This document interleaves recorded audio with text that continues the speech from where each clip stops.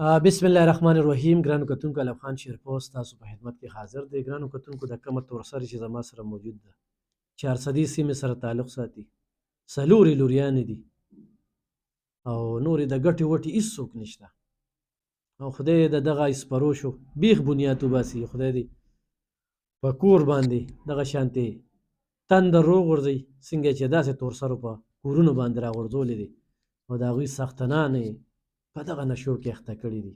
دغه شانتې د سختو سره دا زنانه تېرېږي او دې ویډیو ته راغلې ده. ډېر عزتداره، ډېره پښتنه. ویډیو نه کوم خو موږ سره خو نور څه وینه، موږ سره دا یوه لار ده. ګرانو کتونکو، موبایل ورسره شته دی نه، په دې باندې زما نمبر دی ایزي پیسه، خو د چا څه وس دس کېږي نو د دې هغه لوریانې وړې وړې دي، سبقونو نه پاتې، په دې دغه کې نه جرابې شته نه څه، هېڅ سیم نشته. دا زغمل دا ډېر ګران کار دی. دا موږ چې دا په کورونو کې خدمت کوي او 1000-2000 روپۍ د میاشتې خو پیدا کړې نو په هغې باندې دا ټوله میاشت چلي. ګوره د څوک په کوم انداز کې پیسې لګوي او د چا داسې حال دی. وي غربت نشته دی، وي خلک په بازارونو کې ګرځي، سوداګانې ګرځي، خو داسې قسمه خلک هم شته چې هغوی کور څه کې چې په سارا یې هم څه په درک نه لګي او په دې یخنۍ کې چې د هغوی جرابې نه وي، سویټر یې نه وي، ګرم څادر نه وي، دا ډېره ګرانه ده. ژوند څنګه تېرېږي سختو سره؟ ډېر سخت تېرېږي. بچي درنه څه غواړي؟ هر څه رانه غواړي.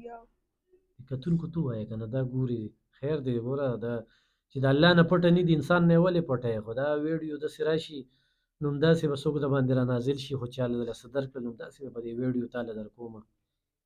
بس نشې کوي دغه شان ناست یو د الله د سرې یو. نخرې تېرېږي ډېرې، کله وي کله نه وي، کله چا نه غواړو کله چا نه غواړو. دا څلور لوریانې دي. دا ژوند څنګه تېرېږي؟ هغوی له څه کپړې پیزار څه څوک درکوي؟ هر څه رانه غواړي خو نشته، څه وله ورکړم.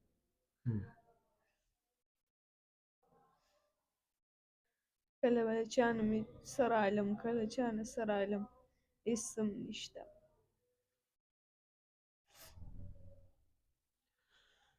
ګرانو کتونکو، دا اوریجنل حقیقت دا د لس 15 ورځو نه موږ سره په رابطه کې ده. نن پکې دې ځای ته ورسېدل. د دې ویډیو نه مخکې موږ د دې نه چې کوم تپوسونه وکړل، الله پاک ته د هغې د صبر چې کوم دی موږ له ماده راکړي، ځکه چې ډېره ګرانه ده چې څوک د مجبورو د وجې د هغوی ژوند څنګه تېرېږي او څوک مزې او چرچې کوي.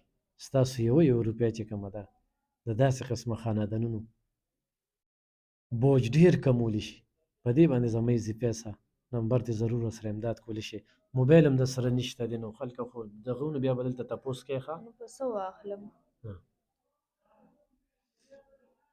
نشته، هېڅ هم راسره نشته، خو بیا به دلته تپوس کوي. ښه صحیح ده.